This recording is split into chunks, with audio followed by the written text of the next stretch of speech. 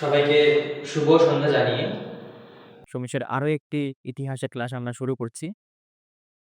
আজকে আমরা দাস বংশের অন্যতম যে শ্রেষ্ঠ সুলতান রয়েছেন গিয়াসউদ্দিন বলবন, তাকে নিয়ে আমরা আলোচনা করব। ঠিক আছে? এবং সিলেবাসে আমাদের ৩ জনের উপরেই জোর দেওয়া হয়েছে দাস বংশের সুলতানের মধ্যে। এর মধ্যে একজন হলেন ইলতুৎমিশ এবং অপরজন হলেন রাজিয়া, সুলতান রাজিয়া। এই ২ জনকে নিয়ে আমরা আমাদের যে আলোচনা ছিল সেটা আমরা শেষ করেছি এবং বেশ ডিটেইলসে একটা দীর্ঘ আলোচনা কিন্তু আমাদের হয়েছে। তো আজকে আমাদের টপিক যেটা রয়েছে সেটা হলো গিয়াসউদ্দিন বলবন। ঠিক আছে? তবে গিয়াসউদ্দিন বলবন শুরু করার আগে আমি একটু বলে নিই একটা জিনিস।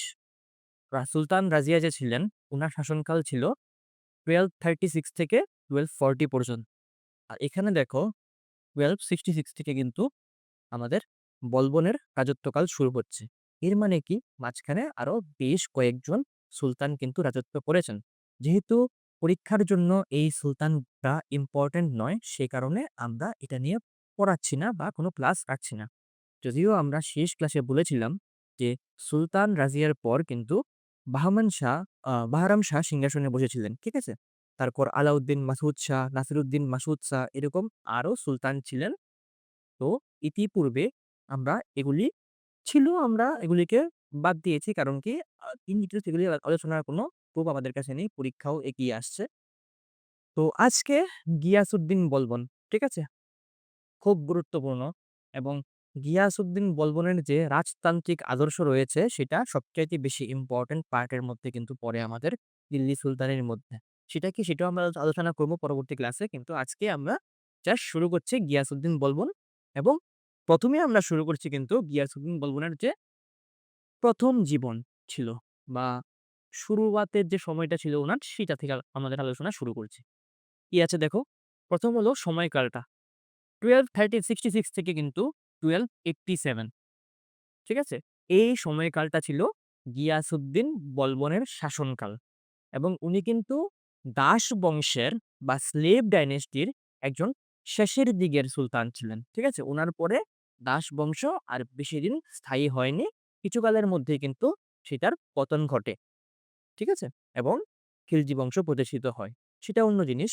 আসো, তথাকথিত দাস বংশের অন্যতম শ্রেষ্ঠ সুলতান গিয়াসউদ্দিন বলবনের প্রকৃত নাম ছিল বাহাউদ্দিন। তাহলে পরীক্ষায় যে প্রশ্নটা ১ম এই আসতে পারে যে গিয়াসউদ্দিন বলবনের প্রকৃত নাম কি ছিল? তাহলে উত্তরটা হবে গিয়াসউদ্দিন বলবনের প্রকৃত নাম ছিল বাহাউদ্দিন। ঠিক আছে? এবং ইলতুৎমিশের মতো তিনিও তুর্কিস্তানের ইলবারি জাতিসম্ভূত ছিলেন। অর্থাৎ গিয়াসউদ্দিন বলবনও কিন্তু ইলতুৎমিশের মতো একই জাতিগোষ্ঠী থেকে বিলং করতেন বা তালুক রাখতেন। সেটা ছিল ইলবারি তুর্কি গোষ্ঠী, যেটা তুর্কিস্তান বর্তমানে যে দেশটা রয়েছে তুর্কমেনিস্তান সেই অঞ্চলটাকে বোঝানো হচ্ছে। ঠিক আছে? ওকে? এবং আমি এখানে বলি যে দাস বংশ আমরা দেখতে পাচ্ছি যে একজনের পর একজন দাস আসছেন। কুতুবউদ্দিন আইবক, তারপর শামসুদ্দিন ইলতুৎমিশ, তারপরে এই যে আমরা গিয়াসউদ্দিন বলবনকে নিয়ে আলোচনা করেছি, উনিও কিন্তু দাস ছিলেন এবং উনার কাহিনীটাও কিন্তু একটু ইলতুৎমিশের সাথে মেলে। উনি কিন্তু প্রকৃত অর্থে ১ম দিকে দাস ছিলেন না। উনিও কিন্তু একটা অভিজাত পরিবারের সন্তান ছিলেন। কিন্তু ভাগ্যচক্রে উনি দাস হয়ে গিয়েছিলেন। আসো আমরা দেখি কিভাবে উনি দাসে পরিণত হয়েছিলেন এবং কিভাবে একজন দাস থেকে উনি একটার পর একটা সিঁড়ি পার করে বা প্রতিবন্ধকতা পার করে কিন্তু দিল্লির সিংহাসনে আসীন হয়েছিলেন। ওকে? এবার আসো তার পিতৃপরিচয়ে। তার পিতা ছিলেন ১০,০০০ তুর্কি পরিবারের খান বা নেতা। ঠিক আছে? তো খান যে শব্দটা আছে এখানে নেতা বলা হচ্ছে। কিন্তু খান হলো আমাদের যে হায়ারার্কি আছে, দিল্লি সালতানাতের মধ্যে যে সেনাবাহিনীর বিন্যাস আছে তার মধ্যে খান কিন্তু একটা উচ্চপদস্থ পদ ছিল। ঠিক আছে? এখানে খান বলতে বোঝানো হচ্ছে একটা গোষ্ঠী বা অনেকগুলি পরিবারের একজন নেতা হিসাবে এখানে উনাকে আঙ্কলন করা হচ্ছে, বঙ্কন করা হচ্ছে। তাহলে ১০,০০০ তুর্কি পরিবারের কিন্তু উনি সর্দার ছিলেন। ঠিক আছে? খান বা নেতা ছিলেন। ঠিক আছে? বাল্যকালে ভাগ্যদোষে মঙ্গল দস্যুদের হাতে বন্দী হয়ে তিনি বাগদাদের খাজা জামালউদ্দিনের কাছে বিক্রিত হন। তাহলে কি দেখতে পাচ্ছি আমরা? শৈশবে আমাদের যে গিয়াসউদ্দিন বলবন আছে, যার প্রকৃত নাম বাহাউদ্দিন, সে মঙ্গোল দস্যুদের হাতে কিন্তু বন্দী হচ্ছেন। ঠিক আছে? এবং ভাগ্যদোষে কিন্তু উনাকে দাস হিসাবে বাজারে বিক্রি করে দিচ্ছে মঙ্গোল দস্যুরা এবং কে ক্রয় করছেন? জামালউদ্দিন নামে একজন খাজা তাকে ক্রয় করছেন।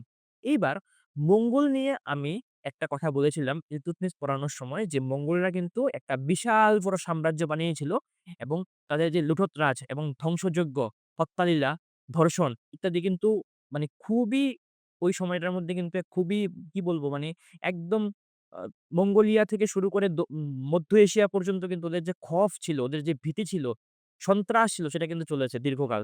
ঠিক আছে? এইবার ওই সময়েরই কথা বলছি আমি। ওই সময়ে ইলতুৎমিশ কিন্তু ভারতকে রক্ষা করেছিলেন মঙ্গোল আক্রমণ থেকে। জালালউদ্দিন মঙ্গলবাণীকে ভারতে আশ্রয় না দিয়ে আমরা আলোচনা করেছি আগে। কিন্তু এইখানে আমরা দেখতে পাচ্ছি যে সে তার পরিবার থেকে তার গিয়াসউদ্দিন বলবনের বিচ্ছেদ হয়ে যাচ্ছে। যখন তার নাম ছিল বাহাউদ্দিন এবং সে বন্দী হয় কার হাতে? মঙ্গোল দস্যুদের হাতে বন্দী হয় এবং তাকে জামালউদ্দিন নামে একজন খাজা কিন্তু ক্রয় করে নেন। তারপরে কি হয়? অতঃপর সেখান থেকে তিনি কিছু শিক্ষা-দীক্ষা লাভ করেন। অর্থাৎ জামালউদ্দিনের কাছে যখন উনি দাস হিসাবে ছিলেন, তখন সেইখানে কিছু তিনি শিক্ষা-দীক্ষা লাভ করেন। আমি আগেও বলেছি যে আ দাস যারা থাকতেন, এই সুলতানি সাম্রাজ্যের বা ওই সময়কালে মধ্যযুগের যে মধ্য এশিয়ায় যারা দাস হতেন, তাদেরকে কিন্তু শিক্ষা-দীক্ষা দেওয়া হতো। যারা ধনুর্বিদ্যা, তরবারিতে শক্তিশালী হতো বা দক্ষ হতো, তাদেরকে সেনাবাহিনীতে নিয়োগ দেওয়া হতো। পরবর্তীকালে সেনাপতি পদে, আমিরে শিকার, আমিরে আকনূর ইত্যাদি পদে তাদেরকে নিয়োগ দেওয়া হতো। যারা ভালো মদ প্রস্তুত করতে পারতেন, তাদেরকে সাকি বানানো হতো। ঠিক আছে? এরকমভাবে বিভিন্ন যারা গৃহকর্মে নিপুণ ছিলেন, তাদেরকে গৃহ পরিচারকের কাজে লাগানো হতো। নিযুক্ত করা হতো। এরকমভাবে অনেকটাই কিন্তু হতো। তো সেই কারণে কিন্তু জামালউদ্দিনের কাছে যখন উনি ছিলেন দাস হিসাবে সেখানে উনি কিছু শিক্ষা-দীক্ষা লাভ করেছিলেন। ঠিক আছে? এইবারে জামালউদ্দিন তাকে দিল্লিতে নিয়ে আসেন। জামালউদ্দিন তাকে দিল্লিতে নিয়ে আসেন এবং দিল্লির বাজারে কিন্তু তাকে বিক্রয় করেন। এইবার তার ক্রেতা কে হয়েছিলেন? তাকে কে ক্রয় করেছিলেন? তাকে ক্রয় করেছিলেন কিন্তু ইলতুৎমিশ স্বয়ং। ইলতুৎমিশ স্বয়ং তাকে ক্রয় করেন। চিন্তা করে দেখো একবার। মোহাম্মদ ঘুরি। তার দাস হচ্ছে কুতুবউদ্দিন আইবক। এইবার কুতুবউদ্দিন আইবকের যে দাস আছে সে হলো শামসুদ্দিন ইলতুৎমিশ। শামসুদ্দিন ইলতুৎমিশের যে দাস তার নাম হলো কিন্তু এখানে গিয়াসউদ্দিন বলবন। তাহলে তুমি চিন্তা করে দেখো যে কেন আমরা এটাকে দাস বংশ বলব না? কেন এটাকে স্লেভ বংশ বলব না? কারণ প্রমুখ যারা সুলতান আমরা দেখতে পাচ্ছি তারা সবাই কোনো না কোনো সময় জীবদ্দশায় কিন্তু দাস হিসাবে জীবনের একটা বিরাট সময় তারা অতিবাহন করেছে বা অতিবাহিত করেছে। ঠিক আছে? তো যাই হোক ক্রয় করেন। তারপর কি হয় দেখো, তার কর্মদক্ষতা ও আনুগত্যে মুগ্ধ হয়ে তিনি তাকে বন্দেগান চাহালগানের বা ৪০ চক্রের অন্তর্ভুক্ত করেন। আমি কালকে যখন পড়াচ্ছিলাম তোমাদেরকে সুলতান রাজিয়া, বারবার বলেছি যে সুলতান রাজিয়ার সিংহাসন হারানোর পেছনে বা সুলতান রাজিয়ার পতনের পেছনে যে সবচাইতে বড় গুরুত্বপূর্ণ কারণ ছিল, সবচাইতে গুরুত্বপূর্ণ যে কারণ ছিল সেটা ছিল অভিজাত সম্প্রদায়। এই ৪০ চক্র বা তুর্কানে জাহালগানি বা বন্দেগানে জাহালগানির সঙ্গে যে সুলতান রাজিয়ার যে সংঘর্ষ ছিল বা যে কনফ্লিক্ট অফ ইন্টারেস্ট ছিল সেটা। ঠিক আছে? তাহলে আমরা দেখতে পাচ্ছি যে ইলতুৎমিশ যখন তুর্কানে জাহালগানি বা ৪০ চক্র বানাচ্ছেন সেখানেই কিন্তু উনি গিয়াসউদ্দিন বলবনকে অন্তর্ভুক্ত করে নিয়েছেন। অর্থাৎ আমরা বলতে পারি যে এই ৪০ চক্র যে সিন্ডিকেটটা ছিল তার কিন্তু অংশ ছিল গিয়াসউদ্দিন বলবন যার আদির নাম ছিল বাহাউদ্দিন। ঠিক আছে? এবং এখানে উনি ৪০ চক্রের অন্তর্ভুক্ত হয়ে শুধুমাত্র ক্ষান্ত হননি, উনি নিজ কন্যার সঙ্গে তার বিবাহ দেন। নিশ্চয়ই যে ইলতুৎমিশ ছিলেন তার সুলতান রাজিয়া ছাড়াও অন্যান্য কন্যা ছিল। এরকমই একটা কন্যার সঙ্গে কিন্তু তার বিবাহ দেওয়া হয়েছিল। গিয়াসউদ্দিন বলবনের বিবাহ দেওয়া হয়েছিল এবং তাকে ৪০ চক্রের অন্তর্ভুক্ত করা হয়েছিল। ঠিক আছে? এতটুকু পর্যন্ত কি কারো কোনো ডাউট আছে? তাহলে আমরা এগোচ্ছি। এবার আসি তার কি ভূমিকা ছিল? যখন আমরা দেখছি যে ৪০ চক্রের সঙ্গে রাজিয়ার দ্বন্দ্ব হচ্ছে সেই সময় তার কি ভূমিকা ছিল? সে কোন পক্ষে ছিল? তার যে মেন্টালিটি ছিল বা তার যে আ তখন কোর্স অফ অ্যাকশন ছিল সেটা কোন দিকে ধাবিত হয়েছিল। ঠিক আছে? আসো, রাজিয়ার আমলে তিনি আমিরি শিকার পদে উন্নীত হন। এবার আমিরি শিকার কি? Master of hunt. আগের দিনে সুলতানরা কি করতেন? সুলতানরা কিন্তু প্রমোদ বিলাসের জন্য তারা শিকারে যেতেন। ঠিক আছে? ঘন তারা শিকারে যেতেন। এগুলিকে ইংরেজিতে বলা হয় হান্টিং পার্টিস। এবং সেটা কিন্তু এরেঞ্জ করার বা অর্গানাইজ করার বা সেটাকে সুষ্ঠুভাবে সেই জিনিসটাকে আয়োজন করার দায়িত্ব থাকতো আমিরি শিকার নামে একজন গুরুত্বপূর্ণ আধিকারিকের উপরে। এবং এই যে পদটা ছিল সেটা শুধুমাত্র একটা সিভিল পদ ছিল না, সাধারণ পদ ছিল না। সেটা কিন্তু একটা সামরিক পদও ছিল বটে এবং অত্যন্ত গুরুত্বপূর্ণ পদ ছিল। ঠিক আছে? সুতরাং সুলতান রাজিয়ার সময়ে কিন্তু উনি আমিরি শিকার পদে উনি কিন্তু পদায়ন পেয়েছিলেন, নিযুক্ত হয়েছিলেন। ঠিক আছে? এটার মানে কি? এটার মানে হলো যে উনি ১ম দিকে কিন্তু সুলতান রাজিয়ার স্নেহধন্য ছিলেন। ঠিক আছে? না হলে তো পেতেন না। আমরা পরে দেখব যে ছিলেন উনি। কিন্তু আল্টিমেটলি পরবর্তীকালে উনি ছিলেন কি ছিলেন না সেটা আমরা আলোচনার সাপেক্ষে বুঝবো এখানে। তারপর কি হয়েছে দেখো। ১ম দিকে তিনি রাজিয়ার পার্শ্বচর ছিলেন। কিন্তু ইয়াকুত নামক হাবসি কৃতদাসের সঙ্গে তার ঘনিষ্ঠতায় ক্ষুব্ধ হয়ে তিনি রাজিয়ার বিরুদ্ধাচরণ করতে থাকেন। তাহলে এখান থেকে বোঝা যাচ্ছে যে গিয়াসউদ্দিন বলবন যে ছিলেন, উনি ১ম জীবনে উনি ১ম জীবনে কিন্তু আমরা দেখতে পাচ্ছি যে রাজিয়া সুলতানের বিশ্বস্ত একজন পার্শ্বচর বা অনুচর ছিলেন। আস্থাভাজন ছিলেন। ঠিক আছে? কিন্তু পরবর্তীকালে আমরা রাজিয়া পড়ার সময় পড়েছিলাম যে ৪০ চক্রের সঙ্গে তো তার একটা কনফ্লিক্ট বা সংঘর্ষ হয়ই, স্বার্থ নিয়ে স্বার্থের সংঘাত হয়ই। কিন্তু সেই সঙ্গে ইয়াকুত নামে একজন ক্রীতদাস যে কিন্তু তুর্কি ছিল না এবং আবিসিনিয়া থেকে বিলং করত। তার প্রতি যখন সে সদয় হয় এবং তাকে উচ্চ পদে আসীন করেন, তখন কিন্তু ৪০ চক্রের অনেক সদস্যই কিন্তু তার প্রতি বিরুদ্ধাচরণ শুরু করেছিল। ঠিক আছে? এবং তার বিরুদ্ধে চলে গিয়েছিল। তো এদের মধ্যেই কিন্তু একজন অন্যতম ছিলেন গিয়াসউদ্দিন বলবন। অর্থাৎ ১ম দিকে উনি সুলতান রাজিয়ার পক্ষে ছিলেন এবং তার পার্শ্বচর ছিলেন এবং সেই সঙ্গে উনি কিন্তু আমিরি শিকারের মতো গুরুত্বপূর্ণ পদে পদায়নও পেয়েছিলেন। কিন্তু পরবর্তীকালে আমরা দেখতে পাচ্ছি ইয়াকুতের প্রতি যখন সুলতান রাজিয়া অতিরিক্ত সদয় হয় এবং এই অতুর্কিকে যখন তিনি বিভিন্ন পদে সরকারি উচ্চ পদে যখন নিয়োগ দিচ্ছেন, তখন ক্ষুব্ধ হয়ে যে আমাদের এই অংশের যে প্রধান ক্যারেক্টার আছে বা চরিত্রটা আছে বলবন, সে কিন্তু তার অপোজিট ক্যাম্পে চলে যান। তার বিরোধী পক্ষে চলে যান এবং রাজিয়ার বিরুদ্ধাচরণ শুরু করেন। ঠিক আছে? তারপরে দেখো কি হচ্ছে। রাজিয়ার বিরোধী ষড়যন্ত্রে তিনি উল্লেখযোগ্য ভূমিকা গ্রহণ করেন। যে ছিল পার্শ্বচর, যে ছিল আমিরের শিকার। এইবার তার বিরুদ্ধে গিয়ে সে যে ষড়যন্ত্র হচ্ছে রাজিয়ার বিরুদ্ধে, সেটার মধ্যে কিন্তু সে একটা গুরুত্বপূর্ণ ভূমিকা পালন করেছিল। ঠিক আছে? অর্থাৎ যে কিস্টোন ছিল এই কনস্পিরেসির মধ্যে, সেই কিস্টোনের মধ্যে একটা গুরুত্বপূর্ণ স্টোন কিন্তু ছিল আমাদের গিয়াসউদ্দিন বলবন নিজেই। ওকে? সুলতান আলাউদ্দিন মাসুদ শাহের অপসারণ এবং নাসিরউদ্দিন মামুদ শাহকে সিংহাসনে প্রতিষ্ঠার ব্যাপারে তার ভূমিকাই ছিল সর্ব সব সর্বাগ অগ্রগণ্য, সবচাইতে অগ্রগণ্য। ঠিক আছে? বাহারাম শাহ হয়েছিলেন শাসক, তারপর আলাউদ্দিন মাসুদ শাহ হয়েছিলেন। তারপর আলাউদ্দিন মাসুদ শাহকে অপসারণ করে কিন্তু নাসিরউদ্দিন মামুদ শাহকে সিংহাসনে বসানো হয়েছিল। ঠিক আছে? তো এই যে সুলতান আলাউদ্দিন মাসুদ শাহ ছিল, তাকে অপসারণ করে রাজিয়ার উত্তর যুগে তাকে অপসারণ করে নাসিরউদ্দিন মামুদ শাহকে সিংহাসনে বসানোর ক্ষেত্রে কিন্তু আমাদের বলবন খুবই গুরুত্বপূর্ণ ভূমিকা পালন করেছিল।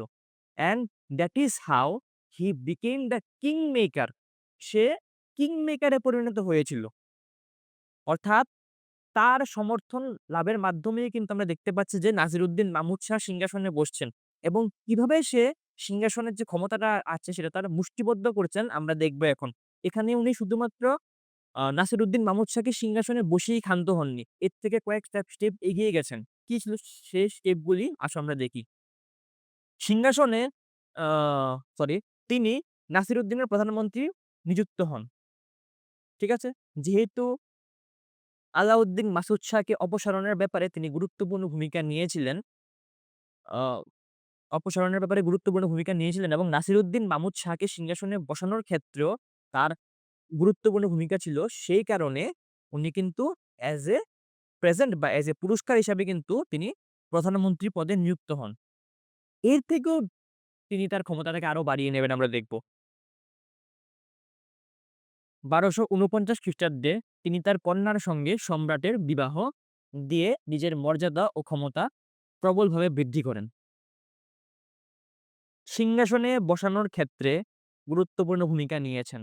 নাও he is a king maker. তারপর কি হচ্ছে? উনি প্রধানমন্ত্রী পদে পদায়ন লাভ করছেন সেটার পুরস্কার হিসাবে।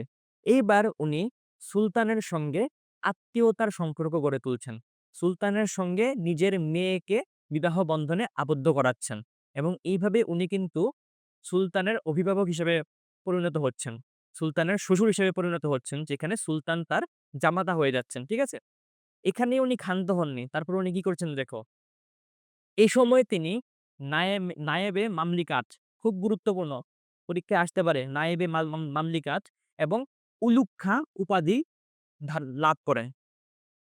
উলুগখা উপাধিটা গুরুত্বপূর্ণ না, কিন্তু নায়েবে মামলিকাত উপাধিটা খুবই গুরুত্বপূর্ণ। পরীক্ষায় প্রশ্ন আসতে পারে যে উলুগখা উপাধি কে ধারণ করেছিলেন বা নায়েবে মামলিকাত উপাধি কে ধারণ করেছিলেন? আনসারটা হবে আমাদের গিয়াসউদ্দিন বলবন। ঠিক আছে?